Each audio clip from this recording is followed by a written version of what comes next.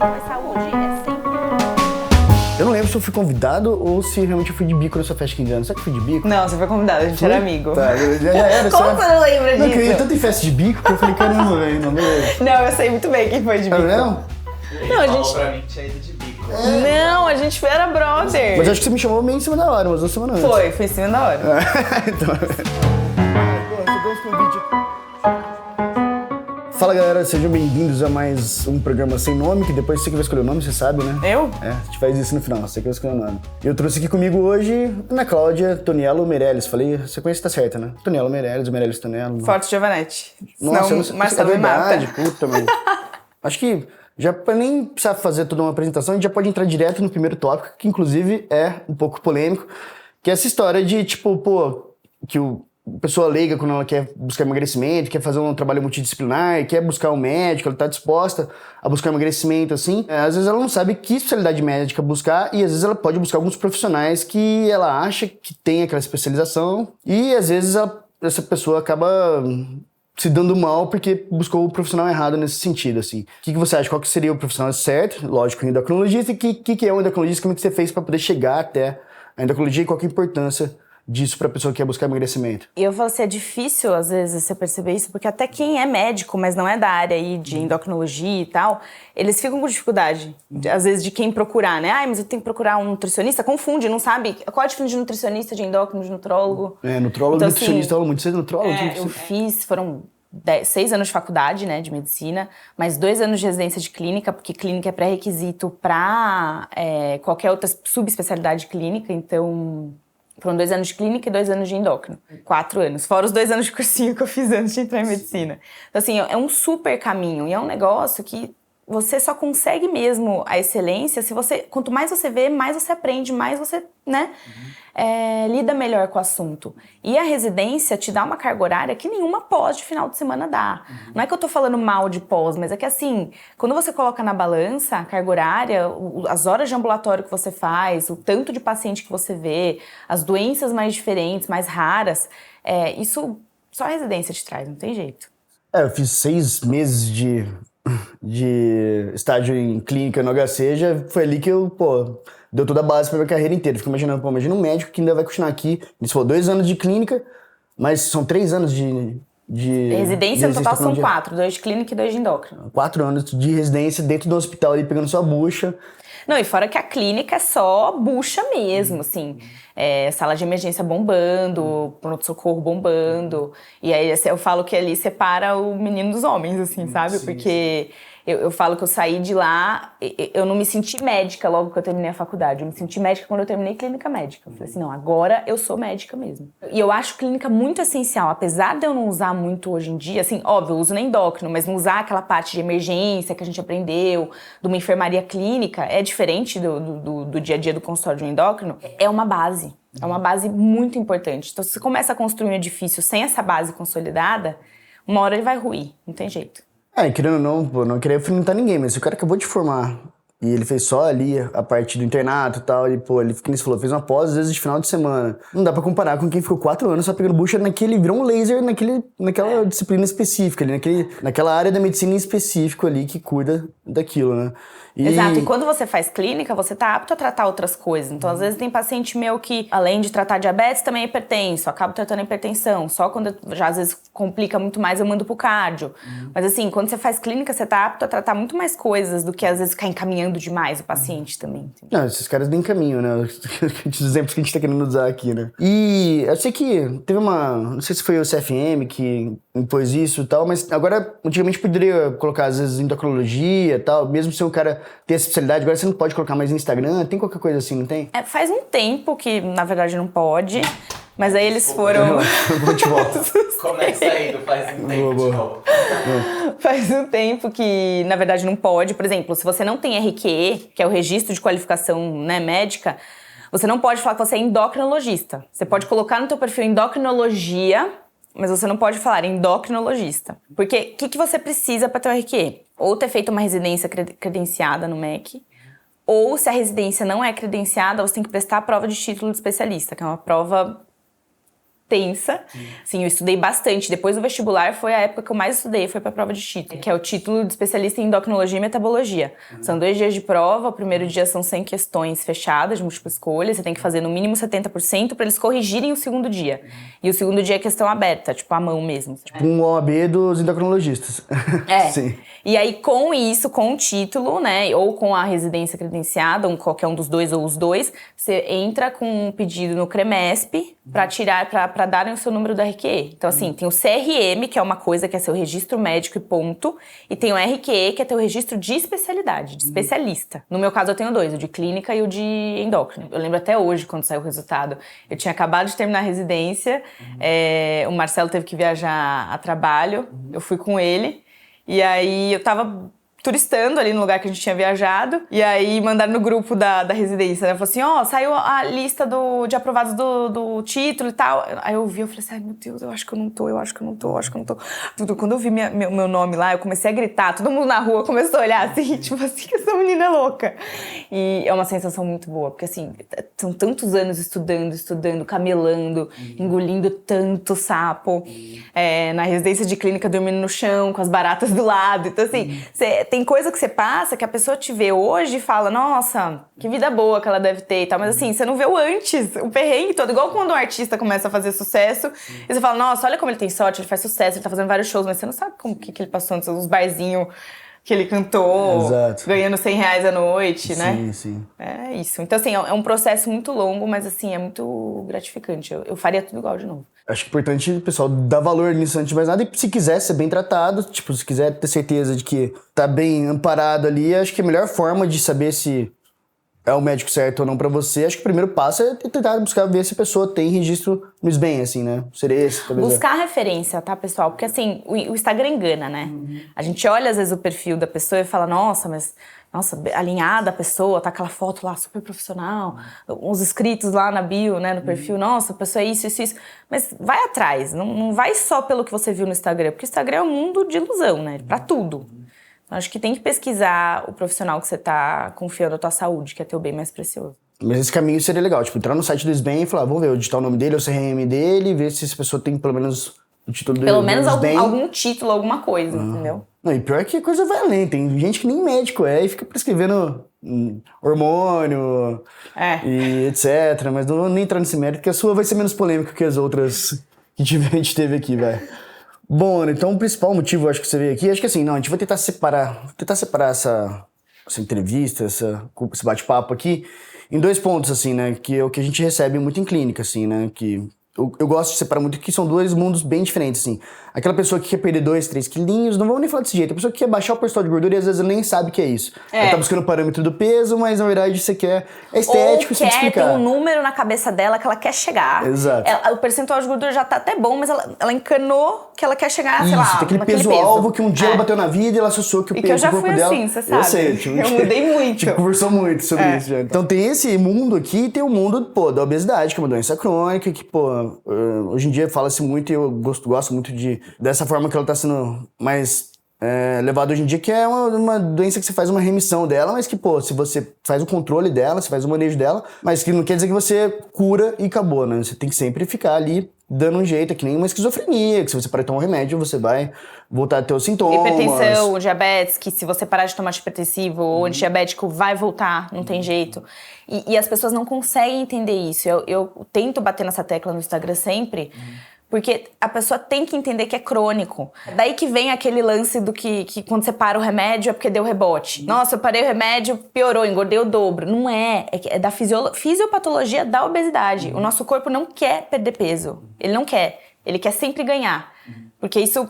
herança lá dos homens das cavernas, quando a gente não tinha acesso fácil à comida, igual a gente tem hoje num clique nos aplicativos. Então, você caçava pra achar comida, né? Às vezes não achava, ficava uma semana sem comer. O corpo falava, eu preciso poupar essa energia, senão a humanidade vai ser extinguida. E a gente tá aqui hoje por conta disso, que bom. Mas isso não se perdeu com a evolução natural. Qualquer perda de peso que a gente tem, o nosso corpo entra em estado de alerta e ele faz certas coisas que faz a gente voltar pro peso que a gente tinha antes. Então, assim, não é que é culpa do indivíduo ou que é falta de vergonha na cara. É muito além disso, muito. É isso, às vezes as pessoas que a gente mais vê hoje em dia é culpando o indivíduo, assim. Eu me pego às vezes pensando 3, 4 horas no meu dia, em média, pensando, pô, qual que é a causa de aumentar cada vez mais o número Do de... porquê metade das pessoas estão acima do peso. Exato, e qual que é a melhor forma de ter uma solução que vai abranger a maior parte das pessoas. Porque assim, não vai ter nenhuma solução mágica, não vai ter nada que você vai ter uma solução que vai resolver do dia pra noite. Eu falo que a galera que endeusa tanto algumas condutas que nem low carb, eu falo, pô, o cara que inventou low carb, se low carb fosse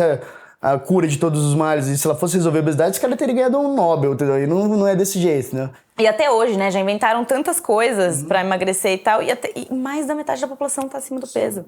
É multifatorial, então não é... Eu vi uma frase esses dias do colega endócrino Bruno Halper, que eu achei sensacional, e é isso, quando um aluno vai mal na escola, a gente culpa o aluno, mas quando a classe inteira vai mal, a gente culpa o professor. Então por que que metade da população tá acima do peso e a gente ainda culpa o indivíduo? Fala que ele é folgado, que ele não tem força de vontade, que ele é falta de vergonha na cara...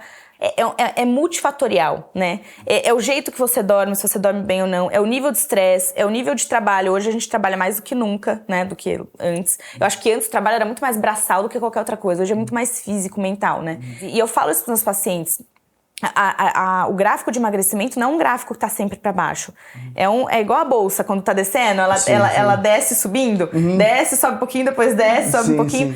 É isso, porque nós não somos robôs. Não adianta você chegar lá um mês e falar, nossa, perdi 5 quilos, mês que vem também vou perder 5 quilos. Não vai. Por quê? Porque nós somos uma caixinha de emoções complexas.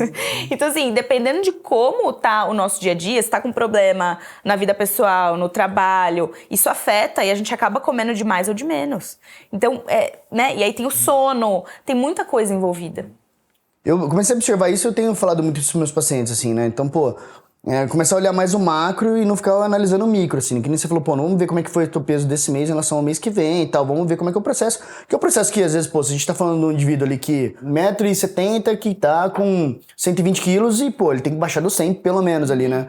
Então o cara já fica pensando, não, eu quero ficar com 85 quilos. Ele acha que vai ser um salto do 120 para 85 e que isso vai ser linear ali, Exato, né? que vai ser só pra baixo. Acho que a pergunta clássica que você deve escutar bastante também é qual que é a expectativa? Em quanto tempo que eu vou perder esse peso? Sempre, E tal, toda né? consulta. 30 quilos, em quanto tempo você fala, cara, não sei. vamos fazendo passo a passo. Vamos pensar assim, eu posso te falar que dentro de 2 meses, talvez 5 quilos, tento dar uma enrolada no cara e tal, mas às vezes nem isso dá pra prometer. Nessas horas eu tenho vontade de ter uma bola de cristal assim na minha mesa e falar assim, Exatamente. não sei, vou tirar sorte. Sim. E eu uso, putz, cada vez você vê um mago novo, um coach de investimento no Instagram, tá todo mundo meio que manjando de investimentos, assim, tal, né? Eu sempre faço analogia como uma empresa, assim, né?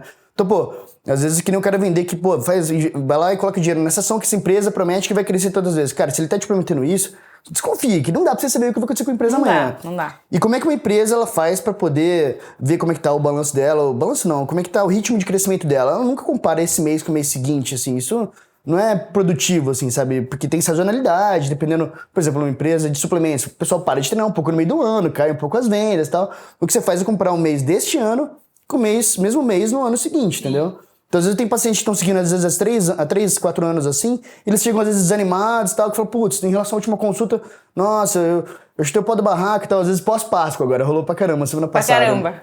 Eu falo, nossa, olha só, joguei meu resultado no ralo. Eu falei, não, vamos analisar, olha, esse mês, em relação ao mesmo mês do ano passado, pós-Páscoa, você tá melhor, entendeu? Então é isso que você tem que ver, como é que tá essa progressão ano após ano. Que é que nem você disse, pô, é sinuoso, o caminho... Sobe, mas a resultante tá descendo, Exato. mas às vezes ela tem umas subidinhas. Sim, e tem essas sazonalidades dentro do próprio ano ali, que vão interferir. Então, festa de fim de ano, Páscoa, etc. Projeto verão, né? Quando tá quase perto de dezembro, lota, começa, ele se empolga Sim, mais. exato. Aí depois dá uma diminuída. Sim, se você montar um gráfico de ano após ano assim, colocar vestido em cima, você vê que é muito parecido, assim, né? Então eu comecei a observar isso e eu falo muito pros pacientes. Falo, não, calma, vamos olhar no ano após ano. O duro é lidar com essa ansiedade do pessoal, assim, né? Uma coisa que eu falo é, compare-se com você mesmo, é isso. Você quer se comparar com você de janeiro do ano passado. Não adianta você querer se comparar, e o que eu vejo muito isso, porque assim, a maioria dos meus pacientes são mulheres. Homem não tem tanto isso. Mas o que eu vejo das mulheres que chegam no consultório é querer se comparar com a blogueira que ela segue. Qualquer blogueira que seja fitness ou não fitness, Chega tá? às vezes que eu foto no celular e falo, olha, eu quero ficar com esse corpo, né? Que não tem jeito, porque primeiro que a vida dela é completamente diferente da sua. Às vezes ela tem um staff absurdo por trás que ela consegue manter aquele corpo. Mas que você não tem, você tem que fazer tua comida, a maioria das vezes, porque não tem alguém ali pra deixar tua marmitinha bonitinha pronta. Você tem que ter mais tempo pra ir na academia, mas você não tem porque você tem que trabalhar, cuidar dos filhos e do marido. Não adianta você comparar. É completamente comparar banana com maçã. É injusto. Você não tá comparando banana com banana. Não, às vezes o próprio biotipo da pessoa não permite, assim, né? E às vezes é difícil também quando você tem... Exato, eu falo isso às vezes, é uma frase meio assim, mas as pacientes entendem que assim, um Golden nunca vai ser um Shih Tzu e um Shih Tzu nunca vai ser um Golden. Eles têm estruturas completamente diferentes. Então não adianta uma pessoa que tem uma estrutura X chegar pra mim e falar assim, nossa, mas eu queria ter um corpo mais ou menos igual dessa pessoa. Que é completamente diferente. Eu não tô falando de ossos largos, tá? Eu tô falando de estrutura de corpo mesmo. E não adianta. Por isso que eu falo, você tem que se comparar com você mesmo. E isso muitas vezes gera frustração, porque a pessoa tem naquela cabeça dela que ela quer chegar igual aquela pessoa, mas ela nunca vai chegar. Não porque ela não fez o processo direito e tal, mas é porque não é da natureza dela. E Ana, vira e mexe, tipo... Eu tô atendendo um paciente, que a gente tava falando aqui sobre a multifatorialidade da obesidade e tudo, e eu vejo que, pô, sozinho eu não vou dar conta, esse paciente, ele tá reincidindo faz tempo, por mais que ele gaste 2 horas em consulta aqui, eu vejo que tem que ter o papel ali do psicólogo, muitas vezes, se a pessoa não estiver fazendo exercício, ela tem, às vezes, que passar com o personal, mas às vezes ela é resistente a isso no início, e fundamental também, é que ela passe com o endocrinologista, né? Daí eu tento caminhar pra pessoa e falar, olha, você tem que passar com o médico também e tudo. Infelizmente, ainda é muito comum as pessoas terem preconceito com remédios que vão ali ajudar no manejo da obesidade, ali, do controle da obesidade. Como é que você lida com isso, assim? Você observa muito isso? O que você teria pra falar pra essas pessoas, assim, pra poder... Sabe qual que é o grande problema? Quem realmente precisa do remédio tem preconceito. E quem não precisa, quer perder 2, 3 quilinhos, quer cair de cara no remédio. E tinha que ser o contrário. E daí que vem a má fama de vários medicamentos, assim, no geral pra obesidade. Porque são pessoas que ou pegaram da amiga que não se deu bem com o remédio, a amiga vai lá e fala, toma aí, vê se você gosta. E você não sabe nem se tá indicado pro perfil da paciente, porque existem diversos tipos de medicamentos e a gente tem que ver de acordo com o perfil alimentar de cada paciente o que é o melhor pra você. E porque pessoas que começaram por conta própria, porque alguns vendem sem receita, e passou mal. E aí fala, nossa, não usa isso porque, nossa, eu passei muito mal, não quero ver isso nunca mais na minha frente, melhor você não usar também. E aí a pessoa que realmente precisa, que tem sobrepeso e obesidade, não quer usar. E isso é mais uma desconstrução que eu tenho que fazer na consulta, explicando de onde vem essa má fama. Porque esses remédios, para serem liberados, eles passam por uma série de estudos. Que é diferente também de só porque ele foi liberado e porque participou de uma série de estudos para ser liberado, você também não pode usar igual água, igual tá, por exemplo, o Ozempic, que é a semaglutida, né? Eu fico assustada com tanto de gente que já chega tomando no consultório, porque infelizmente ele vende sem receita, mas da mesma forma que antidiabéticos e antihipertensivos também vende sem receita, e se você tá com pressão alta, você não vai na farmácia comprar remédio para pressão, você vai pro cardiologista, não vai? Mesma coisa. Se você tá obeso ou com sobrepeso, você não vai começar a tomar por conta. Mas ao contrário, assim, quem realmente precisa de sobrepeso ou obesidade, eles não compram por conta. Eles vão no endócrino. Agora, quem não tem sobrepeso, tá até com percentual de gordura bom, mas tá naquela coisa, na noia de chegar num peso X que botou na cabeça, vai lá e toma por conta. Às vezes uma coisa que eu penso também que acaba impactando demais é que assim, mudaram demais os medicamentos, eles melhoraram demais os medicamentos para emagrecimento, assim, né? E às vezes até antigamente, os remédios que hoje em dia a gente olha e fala, nossa, esse remédio era muito ruim, tipo o Fepopurex da vida, um monte de anfetamina que se usava na época e tal. Às vezes, pô, até era importante para controlar a obesidade em alguns casos e tal, se tivesse esse uso assistido pelo médico, que nem você tá falando. Só que, pô, o que você via, pô, eu tenho familiares, né, amigas e tal, que na época eles faziam uso discriminado e que nem você falou, pô, nossa, que eu vi que fulano tomou, sobrou uma cartelinha, me dá aqui a cartelinha e tal, e toma 2 meses, vai pra praia e tal, depois você ganha o dobro, depois tomava de novo, e meu, você ficar tomando anfetamina de forma descontrolada, tanto e direito ali, você acabava vendo depois que, nossa, aquela pessoa ficou até meio gaga de tanto usar esse tema, a galera falando isso um pouco, né, e daí acho que começou ali também um pouco esse preconceito, assim, daí você vê aquelas pessoas, nossa, ela se entupia de remédio pra emagrecer e tal, e remédios às vezes que tinham até de uso psiquiátrico, que inibidores de apetite de uso psiquiátrico, que, pô, você não pode desmamar do nada, né? Exatamente. Que muitas vezes a paciente já tem algum problema psiquiátrico, ou uma tensão, uma ansiedade, ou uma depressão, e começa a tomar esses remédios sem saber, porque pode dar interação, dependendo do antidepressivo, do ansiolítico que você tá tomando. E aí virar uma bagunça toda. Por exemplo, a sibutramina é uma que tem super má fama. Só que eu ainda uso. pra caramba no consultório. Primeiro porque tem gente que não tem condições de pagar o Ozempic, porque é um tratamento bem caro. Segundo, porque às vezes a paciente não tem indicação de injetáveis ou não se deu bem. Então, assim, a sibutramina ainda tem sim o lugar dela no mercado. É um medicamento de um custo baixo. E tem pacientes que respondem bem e vão muito bem, obrigado, o processo todo. Só que ela tem muita má fama, porque no começo, lá atrás, quando liberaram o uso dela, eles, quando fizeram um estudo de liberação, eles deram justamente para quem tinha contraindicação sabida. Tipo, infarto, arritmia, AVC. Foram lá e deram para esses pacientes. E aí aumentou a mortalidade. Óbvio, porque para esses pacientes não era para dar. Então, assim, ela tem uma gama de contraindicações, né? Hipertensão descontrolada, diabetes descontrolada, depressão que não está tratada, várias, entendeu? Então, assim, não é para você sair tomando a torta direito. Tem que ver perfil de paciente, o que chega lá no consultório de gente que senta e fala, eu vim aqui porque eu quero tomar o Ozempic.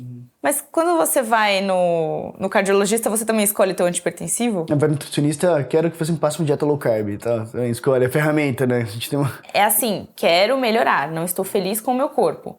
O que você pode fazer para me ajudar? E não tipo, eu quero tomar o Ozempic, não funciona desse jeito. E Ana, ainda nesse ponto, já que a gente foi um pouco pra isso das pessoas que querem perder só alguns quilinhos e tal, e começa a querer ir atrás de medicação pra isso, às vezes, pô, deu uma engordadinha no inverno, o verão tá ali, quer às vezes achar um atalho e tal, né? Acho que uma coisa que você também deve usar, assim, que é, pô, mudar os parâmetros pra poder mostrar pra essa pessoa que ela tá tendo resultado sim, e que ela não precisa necessariamente ir por peso, né? Que às vezes ela gravou aquele peso na cabeça, mas tem que falar, do tipo assim, nossa, quando eu tinha 15 anos, eu tinha 55 quilos e era o corpo que eu mais amava.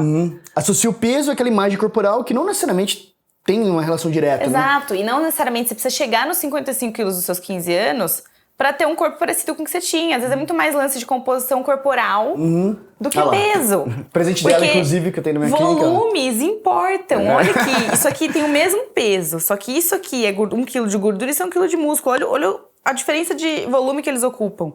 Então, assim, e o músculo acaba que pesa mais. Então, assim, faz diferença. O que mais... Essas pessoas que às vezes chegam querendo perder pouco peso, o que eu mais bato na tecla é melhorar a dieta, né? Ir pra uma dieta hiperproteica, mando pro Nutri. E treino, musculação, porque eu não quero nem mudar o peso, eu quero trocar, né? Perder um pouquinho de gordura e ganhar um pouquinho de músculo, que é mais difícil do que perder gordura, by the way. Então... Vê, quem é? Quem que é? Pode tirar, quem que é? Quem que é? Quem é? Ô, Matheus. Oi, tudo bem? Achei que você tinha trocado hoje, não? Não, hoje não, cara. Caralho. Tá aí, paciente? Não, daqui a pouquinho. Ai, que susto! 11h30? Ah, não, vai dar. E aí, o meu grande desafio nessa hora é fazer a paciente entender que ela não precisa de remédio. Às vezes, no máximo, alguma coisa para controlar mais a ansiedade, algum impulso que ela tenha, mas não um Ozempic. Aí é o que eu explico. Por que eu vou dar um tiro de canhão numa pomba se eu consigo matar ela com estilingue? Às vezes, talvez, corrigir algum comportamento meio errado que ela tá assim, mas não dar um remédio pra ela ficar completamente sem fome ou com muito pouca fome. O que acontece? O que eu mais vejo, tá? E isso é de paciente que já chega usando pra mim, não que eu iniciei. Perde massa magra. Tá feliz, perdeu peso na balança, porque era só os 3 quilinhos que ela queria, vai fazer a bioimpedância ou pregas, perdeu músculo. Engordou. Porque, tá bom, você perdeu na balança, mas você perdeu músculo, você engordou. Cara, isso eu acho que é um problema a longo prazo. Eu tava debatendo com o Dudu Haluc sobre esse negócio de, por exemplo, da lenda do leite, que todo mundo tem medo de tomar leite hoje em dia, que, pô, isso pode acarretar um problema de saúde pública no futuro, que é a osteoporose, uma epidemia de osteoporose, porque, pô, a galera vai passar a ter menos acesso a cálcio. Porque o teu osso como adulto, uma das coisas que mais contam de fator de risco para você ter osteoporose no futuro é a quantidade de leite que você tomou na primeira infância ali e adolescência. E não só a osteoporose, tipo, daí assim, tem o problema da osteopenia e tal, beleza, mas às vezes até mais grave que isso é o problema da sarcopenia, né, que é a perda de massa muscular, que a pessoa vai perdendo ao longo da vida, depois não acumula mais, é muito difícil ganhar massa muscular depois dos 40, 50 anos de idade. E você fica mais fragilizado e fica mais propenso a ter quedas e daí a ficar se dependente fraturar. das pessoas também. Exatamente. Você não consegue... Pode perceber, a maioria dos idosos que você conhece, autonomia, né? Eles levantam com a mãozinha ajudando. Eles Exato. não levantam com a perna sozinho. Por quê? Porque já tem um grau de sarcopenia. Não, e coisa simples do dia a dia, que tipo, entrar num carro, levantar numa privada, levar força. sacolas do mercado. Pegar alguma coisa que tá no alto. Sim. Sabe? Mas por que eu puxei esse ponto? Porque justamente agora esse uso indiscriminado, por exemplo, de análogo de LP1, semaglutida, etc., etc. Você vê pessoas que não deveriam estar usando aquele medicamento, mas passam a usar para perder 2, 3 quilinhos, não olha, não observa a sua composição corporal, o que está acontecendo, se tá perdendo massa magra Ela ou só não. fica feliz porque na balança tá pesando menos, Exato. e ponto. E a cada estágio que a pessoa vai fazendo isso, ela vai depletando cada vez mais massa magra, e isso vai acarretar um problema no futuro. Sim. E que, pô, as pessoas às vezes ficam passando pano, falam, nossa, mas não tem nenhum problema, ele baixa em colaterais, o Ozempic, etc. Mas eu acho que as pessoas não estão olhando esse problema que pode ter no futuro de saúde pública, que é essa perda muscular que esse pessoal está tendo agora, entendeu? De não analisar a composição corporal. Que é o que eu falo, é a noia do peso. Eu quero voltar a pesar os meus 55 quilos de 15 anos, quando eu tinha 15 anos. Então, assim, não é por aí, entendeu? E nesse ponto também um discurso que eu uso para poder convencer o paciente que, pô, que faz todo sentido, logicamente, é que nem você falou, a pessoa associa aquela imagem corporal que ela tinha de 15 anos de idade com aquele peso, né? E ela quer voltar a ter aquele corpo. E Que eu que acho é que o outro principal... corpo, Exatamente. by the way. E a principal diferença que se tem, assim, no final das contas, biológica dos 15 para os 30 anos de idade é que cai a sua produção de colágeno. Você começa a produzir menos colágeno, a tua taxa de síntese de colágeno fica mais baixa. Então você não consegue produzir colágeno na mesma intensidade de antes ali. Então antes, mesmo sem massa muscular, a pele ficava firminha, entendeu? É, a cara não caía. Exato. Então assim, agora a pele não fica mais tão firme porque teu corpo não tá produzindo colágeno na mesma intensidade ali assim. Então o que você tem que fazer? Dá pra ter um corpo muito próximo até, eu falo para meus pacientes de quando você tinha essa idade, só que com mais massa magra. E é o que você acabou de me mostrar. E aí você pesa mais. Ganha mais músculo, você vai ter um corpo mais denso. Então, pô, é muito difícil a pessoa aceitar que ela tem que ter 4 quilos a mais pra ter a mesma imagem corporal que ela tinha na época, com as mesmas medidas, né? Bom, Isso é eu um ponto... fui assim por anos. Né? Exato, exato. Daí agora ela é marombinha, né? Eu falei, agora você treina direitinho e tal. Tomo minha creatina, que eu tinha medo de tomar minha creatina, tomo. Exato. Nossa, creatina é difícil, hein? Às vezes você fala pro paciente, eu te garanto, é isso que vai te trazer o resultado estético que você espera e tal. Não, me muda. Começou a tomar, ganha um quilinho de massa magra ali, olha na balança, a pessoa já desespera, para na hora de tomar. É muito difícil, mas... Tem pacientes que eu já nem passo de cara, porque eu falo, puta, não adianta, não vou conseguir convencer, deixa pra trabalhar aos poucos, lá na frente eu sugiro, né? E você sabe um ponto interessante também, que é a hora de saber parar. Porque, eu tenho várias pacientes que chegaram com 100, 110 quilos e hoje estão pesando uns 70 quilos, mais ou menos. E eu falo, você tá ótima, não precisa de mais nada, vamos só manter. Você não some, porque a chance do reganho é grande e tal. Só que ela fala, não, dá mais um pouquinho. Mas eu falo... Mas e aí, a que custo, sabe? Tudo bem, eu consigo chegar ali no peso que você quer, só que você não vai conseguir manter sem o remédio. E aí isso vai te gerar frustração. E outra, vai começar a perder coxinha de gordura do rosto, vai cair o rosto. Tem até um termo que eles estão usando agora, chama Ozempic Face, que não é porque é o Ozempic que deixa você com a cara derretendo, que eles falam. É porque perdeu tanta gordura que inclusive perdeu os coxinhos de sustentação do rosto, de gordura do rosto. Então cai. Então assim, tudo tem um limite. Eu já tirei, aquele paciente que pesava 100, 110 quilos, eu já tirei ele de um risco absurdo com ele pesando 70. Por que ele quer pesar menos ainda? Sim, eu já dei saúde pra ele, eu já tirei ele do risco. Não precisa mais. Mudou os hábitos, tá? Já mudou os hábitos, ele é outra pessoa. Inclusive tem uma paciente minha que é sua também, que eu te encaminhei ela, que eu sou muito orgulhosa dela, porque assim, eu lembro que eu dei o diário alimentar pra ela no primeiro dia que ela foi na clínica. Quando ela voltou, eu falei assim, meu Deus do céu, ela não vai mudar nem a pau. Sim, era coxinha, pastel, não sei o que, era todo dia uma massa bem, sabe, era completamente, não é aquela pessoa que dava só pra ajustar um pontinho ali, ó, você coloca um ovo a mais aqui, não. Eu falei, ela não vai mudar. E hoje ela é outra pessoa, tipo, ela passa com você também, come os vegetais dela, come a proteína dela, que é uma coisa que eu bato na tecla, porque... Não adianta você só dar o remédio e mandar embora. Não, você precisa priorizar a proteína, porque senão você perde massa magra, você não emagrece. Acho que o mais difícil é a manutenção do que até chegar no resultado, né? Manutenção é difícil. Tem que fazer papel de psicólogo mais do que... Manutenção é a parte mais difícil, sem dúvida. Uma coisa que eu trago até do bodybuilding, assim, né? Que, pô, não sei se a galera sabe, mas meus primeiros 3 anos de carreira eu mexia só com fisiculturista, né? Depois que eu saí dessa e tal. Mas eu aprendi algumas coisas que eu trago. Ainda falo, pô, isso aqui dá pra usar como exemplo e tal.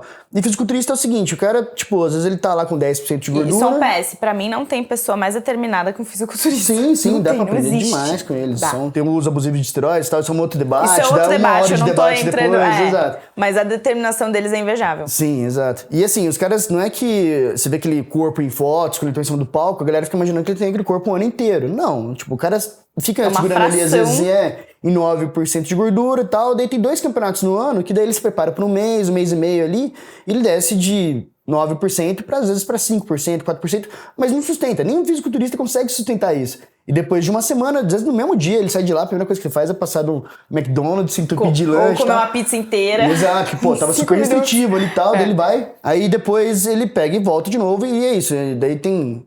Isso é um termo que é usado para anabolizantes, mas que eu uso pra falar também de corpo, assim, né? Que é um corpo de cruise, que é quando você tá levando aquele corpo que tá um percentual que é confortável, dá pra levar a sua vida daquela forma. E o blast, né? Que daí você vai fazer aquela... Dá pra pegar às vezes um mês, às vezes 3 semanas você fazer uma dieta um pouco mais restritiva porque você vai pra praia, alguma coisa assim e tal. Mas é importante você ir aceitando que, pô, aquele corpo é um corpo sustentável. Se você manter aquele corpo, você vai ter que ser refém daquilo, que é o caso da blogueira que você falou, cara. Ela tem toda uma estrutura pra poder manter o corpo daquela forma o ano inteiro. Exato. Absurdo. Exato. Então se a pessoa aceita antes, ela sabe que ela vai passar por aquilo de uma forma transitória, é muito mais fácil, eu acho. Né? Uma coisa que eu sempre pergunto, e eu não sei se você pergunta também nas suas consultas, é o porquê que a pessoa quer emagrecer. E quando eu já vejo que a pessoa responde, é porque meu casamento é daqui 3 meses, é porque eu vou ser madrinha no casamento de fulano, ou eu vou ter uma viagem, eu já falo assim, para. Porque você vai reganhar depois que chegar o evento ou qualquer outra coisa que você tá querendo emagrecer. O motivo principal sempre tem que ser saúde. Eu falo que, principalmente para quem tem filho, você tem que ver teu filho crescer com saúde e você tem que ser o espelho do teu filho. E você não tem filho, você tem que ser um idoso funcional. Você não tem que depender das pessoas. E, infelizmente, a obesidade está atrelada a uma gama de doenças. Então, tem que ser sempre saúde. Você não pode colocar um evento como meta. Porque vai chegar o evento, vai chegar o verão, vai chegar o casamento e aí acabou. Aí você fala assim, nossa, pronto, agora eu posso relaxar. E não é assim que funciona. Acho que saúde é sempre o primeiro lugar. Assim, é uma das coisas que eu falo para todos os meus pacientes. Estética é consequência. Eu não estou ligando para estética. Isso você ganha de brinde.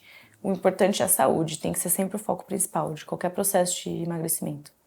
Extrapolações da ciência. Exato. Extrapolações da ciência e pseudociência e terapias alternativas sem fundamento na ciência. Né? Beleza. Então... Mas como é que eu vou dar um nome pra isso? Galera que não toma leite vai ficar brava. Englobar tudo isso em um nome só de uma coisa pra poder falar que agora é a hora da boostagem. Sei lá. Tipo, boostagem, mas tem outro termo pra isso. Tem um termo mais chulo que você pode... Eu adorei com 1000 nomes.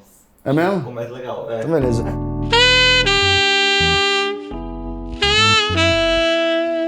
Então agora é a hora do nosso quadro, em que a gente... Pô, com o Felipe, como é que eu tinha chamado isso aqui? Em que a gente magoa as pessoas. Exato. Que a gente vai sortear aqui alguma bostagem, alguma pseudociência, e você vai falar pra mim se faz sentido ou não, fechou?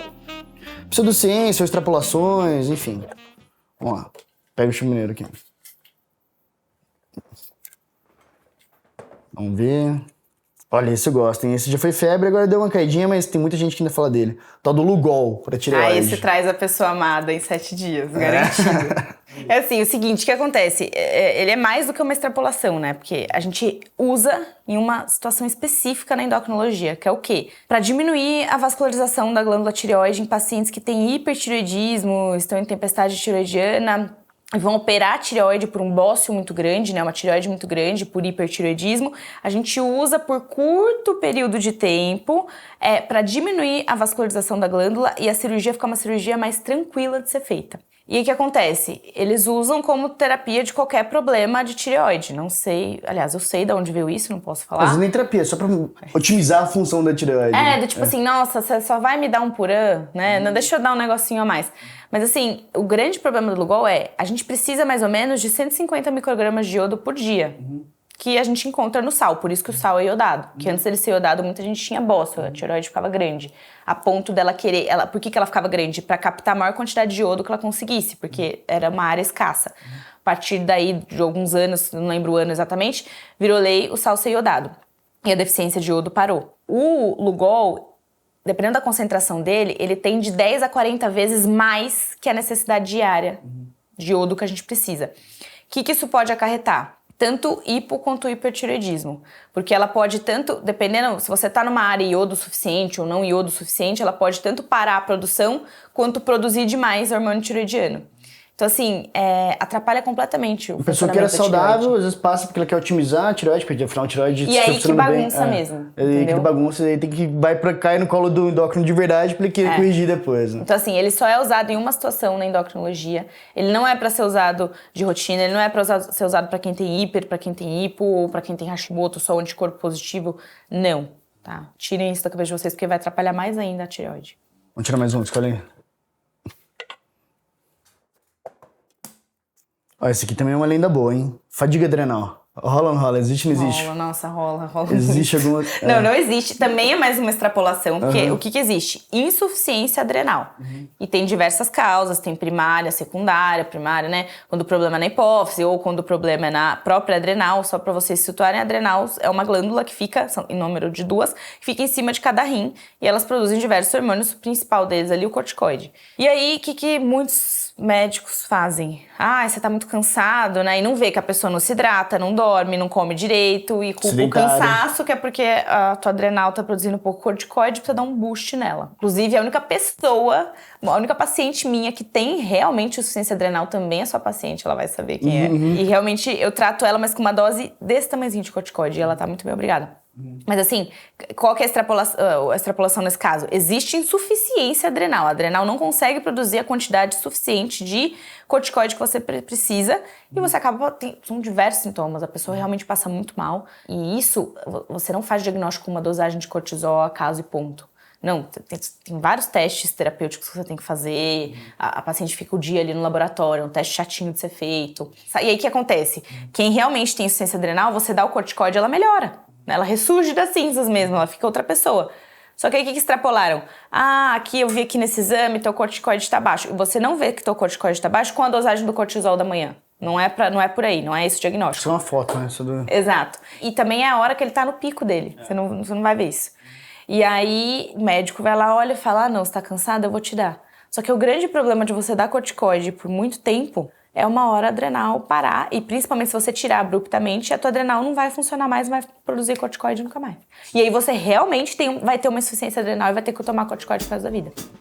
Bom, o papo tá excelente, espero gravar outros no futuro, mas a gente já vai caminhando pro fim, senão vai ficar infinito o vídeo aqui. E ninguém vai querer assistir. Exato. E uma coisa que eu tô fazendo com todos os convidados aqui, pelo menos nesses programas iniciais, como a gente tá em dúvida ainda que nome que a gente dá pro programa, eu tô pedindo pros meus convidados escolherem um nome aqui, né? Então eu fiz uma listinha, se tiver alguma sugestão fora isso, a gente coloca aqui também. Mas, alguns a gente teve algumas tretas, no seu a gente foi mais ponderado ali, apesar de algumas alfinetadinhas aqui e ali, mas eu pensei em, talvez, TretaCast é um que eu tenho falado muito. Café com Mulim, que na verdade foi uma sugestão sua, porque eu pedi pra ela fazer um café ali pra mim, daí a cafeteira tá lá, firme e forte. Firme e forte não, que o set aqui tá meio... Tá meio bagunçadaço, exato. O café, já café sei, tá no seu então tapete. vamos unir os dois. Entre tretas e cafés. Entre tretas e cafés, que eu achei legal também, hein? Isso é uma boa. Entre tretas e cafés. Então é isso. Roda a vinheta, entre tretas e cafés.